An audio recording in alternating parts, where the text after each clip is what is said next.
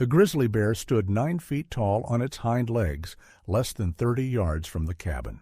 Inside, Samuel Bridger watched through a gun port, his rifle already loaded. But he didn't fire. The bear circled the small log structure, sniffing, testing, looking for a way in. It clawed at the door. The logs didn't budge. It tried the corners where most cabins showed weakness. Nothing. After 20 minutes, the bear gave up and wandered back into the Montana wilderness. Samuel lowered his rifle untouched. What happened in the months leading up to that moment would change how mountain men built their cabins across the entire Rocky Mountain region, and the technique Samuel discovered would save dozens of lives over the next 2 decades. But the story of how one trapper's obsession with survival created an almost impenetrable fortress begins not with innovation, but with tragedy. The year was 1837. The Rocky Mountain fur trade was entering its final golden years. Beaver pelts still commanded premium prices in eastern markets, and men willing to risk everything could make a fortune in a single season. But the risks were substantial.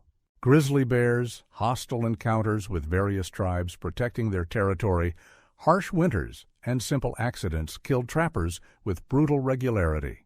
Most mountain men accepted these dangers as the cost of freedom and profit. Samuel Bridger was different.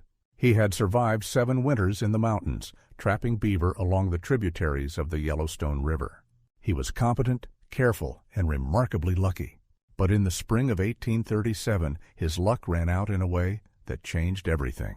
Samuel had partnered that season with a trapper named John Hoffman, a German immigrant who had come west 5 years earlier. They had established a small camp near the confluence of 2 creeks in what is now southwestern Montana. The location was ideal for trapping, surrounded by beaver ponds and far enough from established trails to avoid unwanted attention. Their cabin was typical of the era: logs notched at the corners, mud and moss chinked between gaps, a single door, 1 small window, and a dirt floor. It took them 4 days to build. It would keep out wind and rain. That was enough, or so they thought. On April 14, 1837, John went to check their trap lines alone. Samuel stayed at the cabin to process pelts from the previous day's haul. Around midday, he heard gunfire, 3 shots in rapid succession from the direction John had gone. Then silence. Samuel grabbed his rifle and headed toward the sound. He found John a mile from camp. A grizzly had attacked him, probably while John was checking a trap near a beaver dam. The bear had struck without warning. John had managed to fire his rifle, but the shot had only wounded the animal. The enraged grizzly had killed John with terrible efficiency. By the time Samuel arrived, the bear was gone, and John was dead. Samuel buried his partner on a hillside overlooking the creek. He marked the grave with stones and spent that night in the cabin, unable to sleep. The reality of mountain life had always been abstract until that moment. He knew men died. He knew grizzlies were dangerous. But seeing John's body, seeing what a bear could do to a man, made the danger concrete and immediate. Samuel realized something that night that would obsess him for the next 6 months. The cabin they had built, the cabin he now occupied alone, offered almost no protection. A determined grizzly could break through the door in minutes. The gaps between logs were large enough for a bear to widen with its claws. The window was an obvious weak point. If a bear decided to get inside, there was nothing stopping it. Most mountain men would have accepted this reality and moved on. But Samuel became fixated on the problem.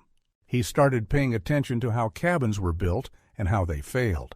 Over the next few weeks, as he continued trapping to complete the season's work, he visited other trappers' camps. He saw cabins with doors torn off hinges.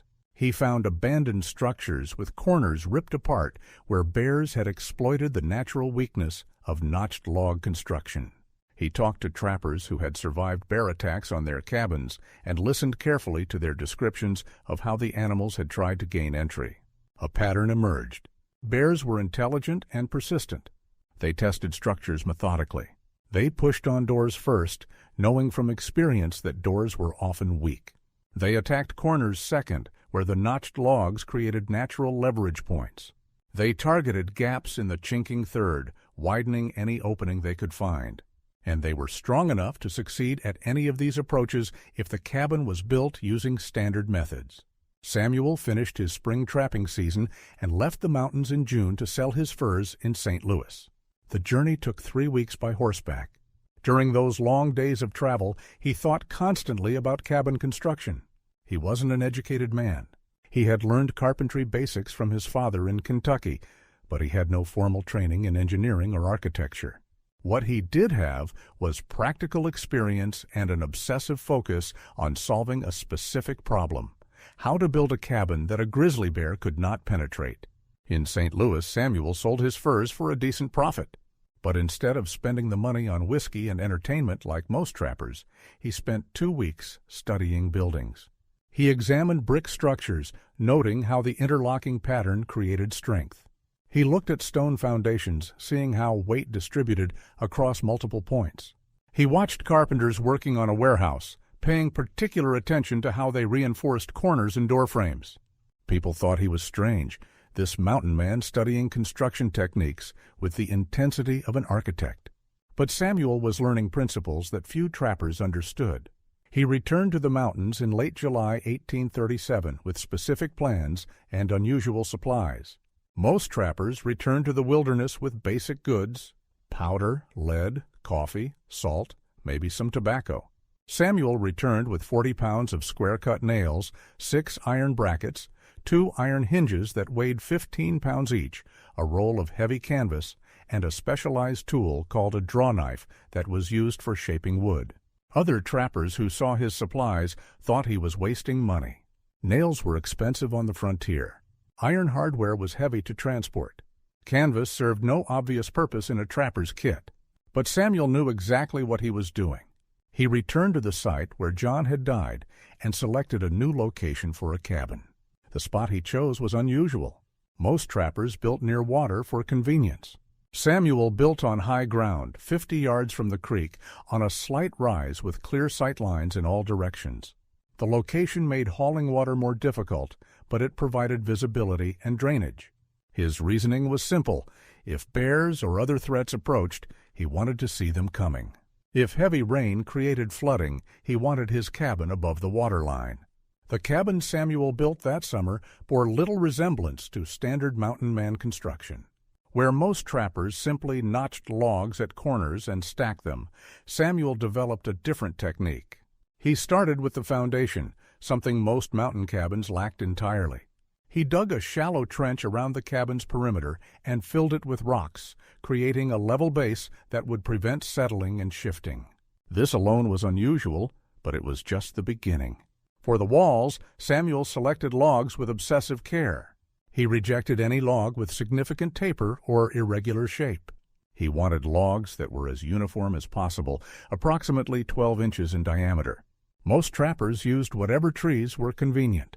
Samuel spent 3 weeks cutting and hauling logs from specific trees he had selected based on size and straightness. When other trappers built cabins, they left the bark on the logs. It was faster, and the bark provided minor additional insulation. Samuel stripped every log completely using his draw knife. The process was backbreaking. Each log required hours of work, but Samuel understood something important. Bark created gaps. Bark was irregular. Bark would compress and shift over time. Stripped logs, shaped to consistent diameter, could be fitted together with minimal gaps. The corner construction was where Samuel's technique became revolutionary. Traditional log cabin corners used saddle notches or dovetail notches. These methods were fast and worked adequately for most purposes. But they created a fundamental structural weakness. The notches themselves meant logs didn't extend fully to the corners. Weight from above compressed the notches, creating settling that opened gaps. And the notch pattern created leverage points where force applied to one log could shift others. Samuel rejected notching entirely. Instead, he used a technique he had observed in stone construction, but adapted for logs. He extended each log past the corner by 2 feet, creating overlapping extensions. Then he drilled holes through the overlapping sections and drove iron pins through multiple logs simultaneously, pinning them together in a pattern that distributed force across multiple connection points. The result looked strange. The cabin had log ends sticking out 2 feet past each corner. But those extensions served 2 critical purposes. First, They eliminated the leverage point that bears exploited in notched corners. To damage Samuel's corners, a bear would have to break solid logs, not just shift notched joints. Second, the iron pins created a rigid structure that couldn't be disassembled by pulling or pushing individual logs. The walls went up slowly. Where an experienced trapper could build a standard cabin in 4 days, Samuel's construction took 7 weeks. He fitted each log carefully, using his draw knife to shape contact surfaces until gaps were minimal. Between each log, he didn't use traditional moss and mud chinking. Instead, he created a mixture of clay, horsehair, and pine resin that he had boiled down from sap. The mixture took 3 days to prepare. He packed it between logs while it was warm and pliable. As it dried, it created a seal that was both flexible and incredibly strong. The horsehair reinforced the clay, preventing cracking. The pine resin made it waterproof and gave it adhesive properties that bound to the wood. The door was Samuel's masterpiece. Standard cabin doors were simple affairs. A few planks held together with cross pieces, hung on leather hinges or simple wooden pegs. Samuel spent 2 full weeks building his door. He started with planks hewn from a single large pine tree. He selected the densest, straightest-grained wood he could find. Each plank was shaped to precise dimensions using his draw knife. The planks were thick, nearly 3 inches, and fitted so tightly together that light couldn't pass between them. He assembled them using a tongue and groove joint he had seen on warehouse doors in St. Louis. Each plank had a groove cut along one edge and a protruding tongue on the other. When assembled, they interlocked, creating a door that was effectively a single piece of wood. But the real innovation was how he reinforced and mounted it. He took his iron brackets and mounted them diagonally across the interior face of the door, creating an X pattern. The brackets were bolted through the door planks using the square-cut nails he had brought from St. Louis. The nails went through the door, through the brackets, and were clinched over on the exterior side, creating connections that couldn't be pulled apart. The result was a door that weighed nearly 90 pounds but was rigid enough to support its own weight without warping. The hinges were mounted using a technique Samuel devised specifically to prevent forced entry. Standard hinges were attached with screws or nails driven into the doorframe. A determined bear or a man with a prying tool could tear those hinges free by attacking the fasteners. Samuel's hinges were different. He mortised them into both the door and the log doorframe, cutting rectangular pockets that the hinges sat in. Then he bolted the hinges through the logs using iron pins, similar to those he had used at the corners. To remove Samuel's hinges, you would have to destroy the logs themselves. The door couldn't be torn off. It could only be broken through, and the thickness and reinforcement made that nearly impossible. The locking mechanism was equally sophisticated. Standard cabin doors used a simple wooden bar dropped into brackets on the interior. Samuel built that, but he added a second system. He designed a lock using a heavy wooden beam that slid horizontally through iron brackets mounted to the door and into a mortise cut into the adjacent wall log. When engaged, the beam connected the door directly to the wall structure. To open the door from outside with the beam engaged, you would have to tear out the entire wall section. The beam lock could be operated from inside, and Samuel added a clever secondary feature. He created a vertical slot in the door near the lock, covered on the exterior by a small hinged plate. By reaching through this slot from outside, he could operate the lock, but only if he knew exactly where the mechanism was and how it worked. To anyone else, the door would appear to have no exterior lock at all. The window presented a different challenge. Samuel needed ventilation and light, but windows were obvious weak points. His solution was radical for the time. He made the window small, only 10 inches by 12 inches, and he placed it high on the wall, 6 feet above the interior floor. The opening was cut through a single log, not at a joint between logs, eliminating a potential failure point. He created a shutter from thick planks reinforced with iron brackets, matching his door construction technique. The shutter was hinged on the interior and could be secured with a wooden bar similar to the door. But Samuel added a feature that was unprecedented in frontier construction. Behind the shutter, he installed his heavy canvas. He stretched it across the window opening and tacked it to the interior wall. Then he applied his clay horsehair resin mixture to the canvas, building up layers until the canvas was embedded in a half-inch thick layer of his waterproof compound. The result was a flexible but incredibly tough window covering. It was translucent, allowing diffused light to enter even when the shutter was open. It was waterproof, and it was far stronger than rawhide, which most trappers used for window coverings when they bothered with windows at all. A bear could destroy rawhide with one swipe of its claws. Samuel's canvas resin composite would require sustained effort to penetrate. The roof construction followed similar principles of strength and impermeability. Standard cabin roofs were simple, poles laid across the walls, covered with bark or sod. They leaked during heavy rain. They were penetrable from above if something wanted to get through. Samuel built a roof that would survive a full-grown tree falling on it. He started with thick ridge poles spanning the width of the cabin. These weren't random branches. They were carefully selected logs, 8 inches in diameter, notched to sit securely on the top wall logs. He spaced them 18 inches apart, closer than standard construction. Across these, he laid split planks, hewn flat on one side. The planks overlapped like shingles, each layer covering the gaps in the layer below. He pegged each plank to the ridge poles, using wooden pegs he had whittled by hand during evening hours. Over the planks, he laid birch bark in multiple overlapping layers. Birch bark was waterproof and flexible, but Samuel didn't trust it alone. Over the bark, he spread more of his clay mixture, creating a layer that sealed every potential leak point. Finally, over the entire roof, he laid sod, living grass and soil that would root and create a living roof. The multiple layers made the roof incredibly heavy, but the robust wall construction supported the weight easily. The result was a roof that was waterproof, fire-resistant from sparks, insulated against temperature extremes, and strong enough that even if a bear climbed on top, it couldn't break through. The interior was equally well thought out. Samuel built a stone fireplace in one corner, something few mountain men bothered with. Most used simple fire pits or crude mud fireplaces.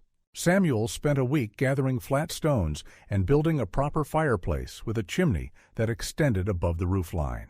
The chimney was narrow, too narrow for anything to climb down. He included a smoke shelf, a horizontal ledge partway up the chimney that prevented downdrafts and reflected heat back into the room. The fireplace provided efficient heat and reduced smoke inside the cabin. He built a sleeping platform raised 2 feet off the ground, giving him storage space beneath and keeping him off the cold earth. He constructed a small table using the same careful joinery he had used throughout the cabin. He built shelves for supplies, mounted high on the walls and braced with iron brackets. Every element was overbuilt by normal standards, but perfectly suited to Samuel's requirements. The entire construction process took 3 months. It was September 1837 when he finally moved his supplies into the completed cabin. Other trappers who saw what he had built thought he was insane. They called it Bridger's Fortress. They joked that he had built a jail cell. They questioned why anyone would spend 3 months building a cabin when a serviceable structure could be completed in days. Samuel didn't argue with them. He simply finished his preparations for winter. The first test came in early October. Samuel had laid his trap lines and was working the beaver ponds within a few miles of his cabin.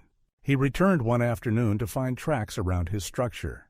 A large grizzly, probably a male based on the size of the prints, had visited while he was gone. The bear had circled the cabin multiple times. Samuel could read the story in the tracks and marks. The bear had approached the door and pushed on it. The logs around the door showed scratch marks where the animal had tested the frame. It had moved to the corners, apparently trying to find a weakness. It had stood on its hind legs, based on the height of claw marks on the walls, attempting to reach the window. But everything had held.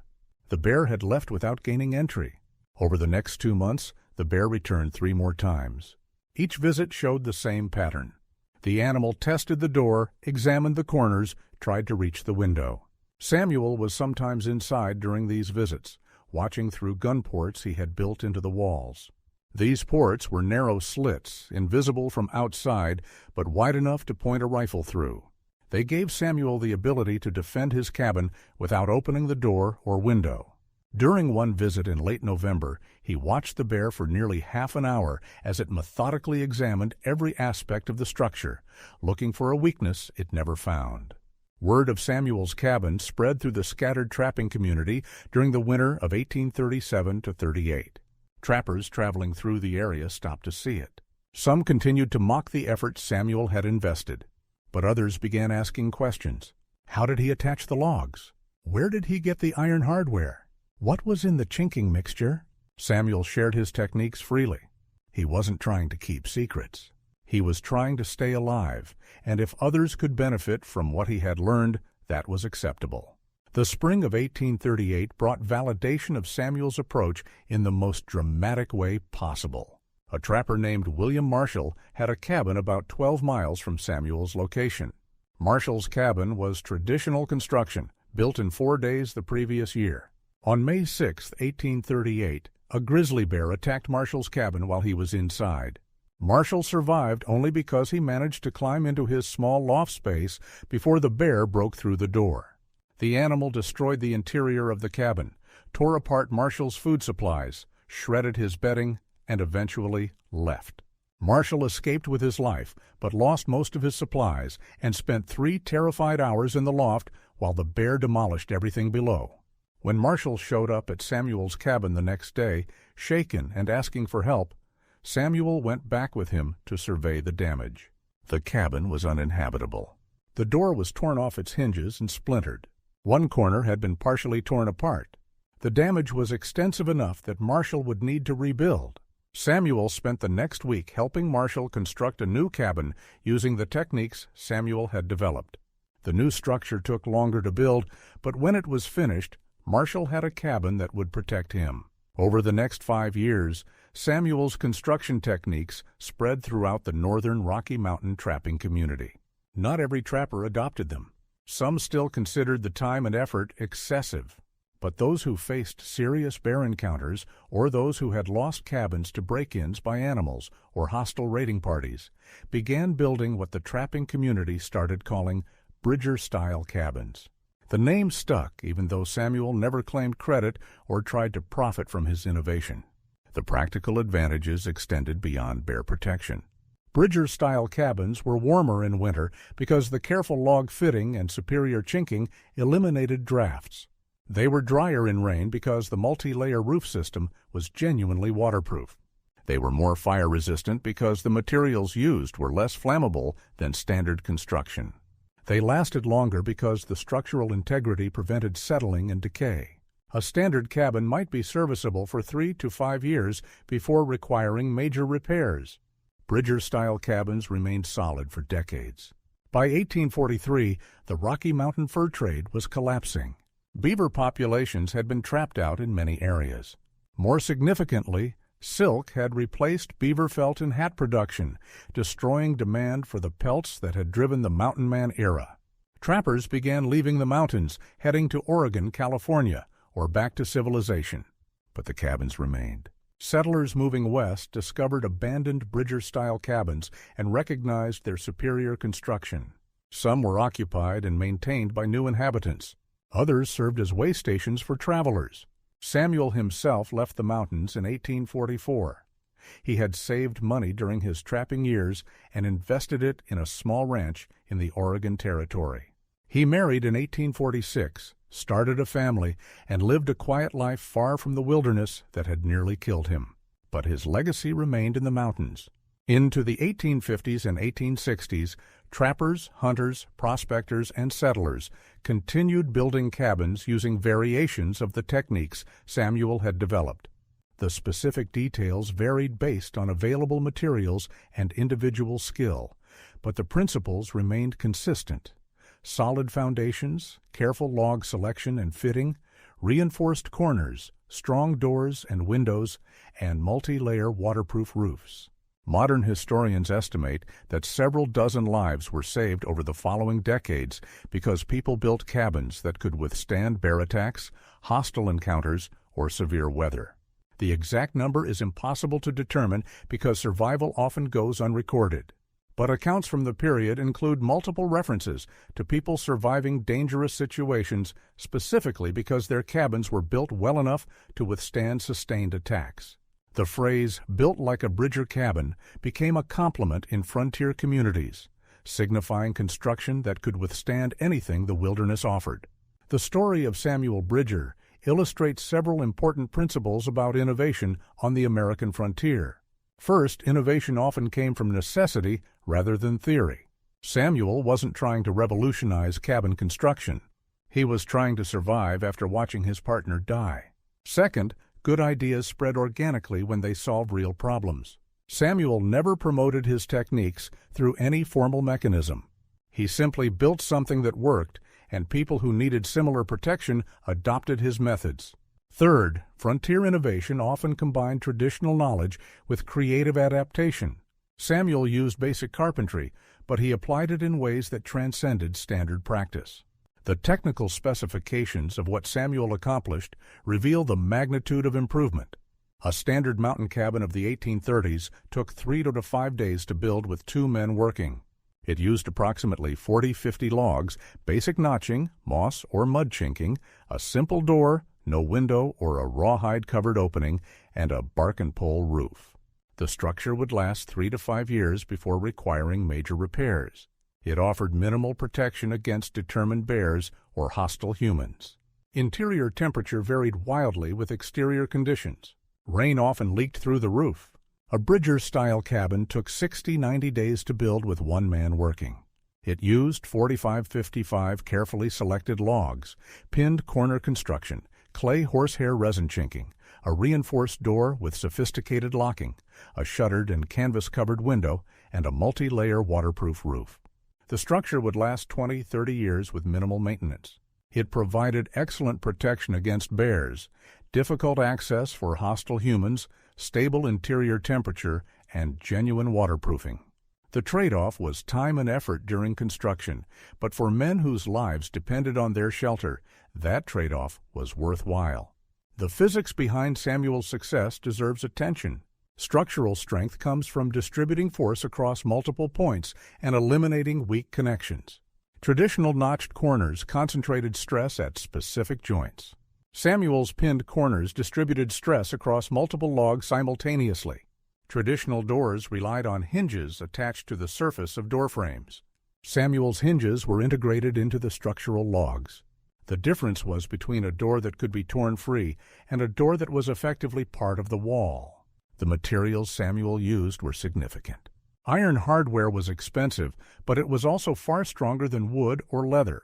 The investment in iron brackets, hinges, and pins created connections that couldn't fail through rot, moisture, or force. The clay horsehair resin mixture was superior to standard chinking because it combined flexibility, strength, waterproofing, and adhesion. Standard mud chinking dried and cracked, creating gaps. Samuel's mixture remained flexible enough to accommodate minor structural movement while maintaining its seal.